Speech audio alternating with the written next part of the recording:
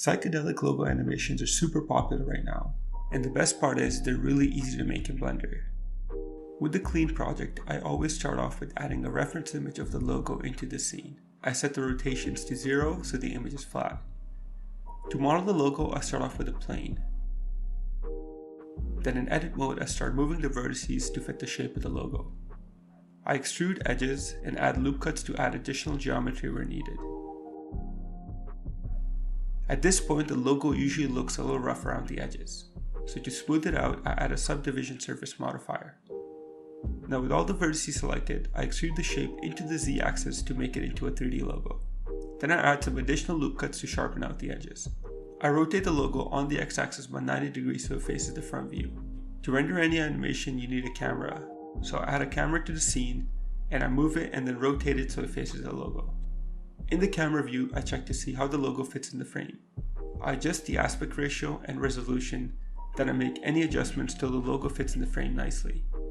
Now, we want to animate the camera so it rotates around our logo. To do this, I use an empty object. Empties are non-visible objects that can be used as reference points for other objects. So in this case, I use it as a reference for my camera. So, I parent the camera to the empty, meaning the camera will now follow the empty when it's moved or rotated. Now I add a keyframe for the empty on the first frame. Then I move to the 200th frame and change the rotation to -360 and add a keyframe there as well. The camera will now make one full rotation around the logo every 200 frames. The -360 is because I want it to rotate clockwise instead of counterclockwise. The default animation speeds up in the start and then slows down in the end. This is an ease in and ease out animation, which isn't really the effect I want to go for. I prefer it to be a more linear animation. So I fix this by going into the graph editor, and then with all the keyframes selected, I'll go into key option, interpolation mode, and select linear. Now the animation is a nice linear motion. Now we need a background for our logo. For the background, I like to use a cylinder. So add a cylinder to the scene and then scale it up so it fits the logo and the camera. Now we're finally done with the modeling. The next part is texturing, the most important part. I rendered these animations in Eevee because it's a lot quicker in terms of render time. So in the render settings, I make sure Eevee is selected, and then I turn on ambient occlusion, bloom, and the screen space reflection options. These settings really help enhance the final render. Then I'm finally ready to texture. With the shading editor open, I usually start with texturing the background cylinder first. So I add a new material to the background cylinder, and then I add a color ramp node and connect it to the color input of the principal BSDF. The values for this color ramp node depend on the look I'm going for. I experiment quite a lot with the values to get some different cool unique effects. For this particular render, I went with a full spectrum of colors.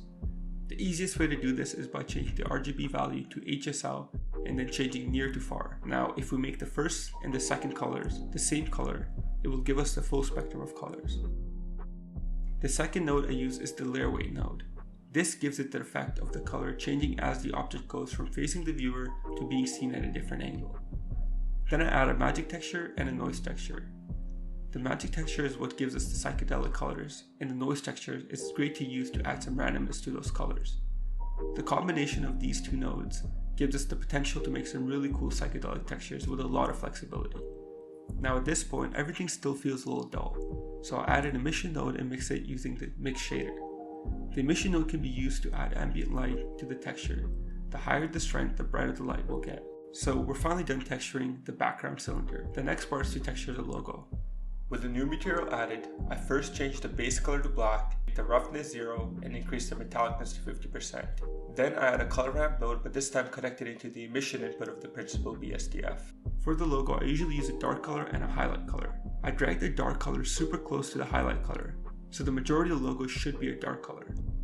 Then I change the emission strength to 400. And once again, I add the layer weight node, the magic texture, and the noise texture, as we did for the background cylinder. After some experimenting, I settle on these values for this specific render. But remember, you can play around with these values and experiment as much as you want. And that is it for this tutorial. I really hope you enjoyed it. I've attached the project files for this project down in the description for free. Finally, like and subscribe, and I'll catch you in the next video.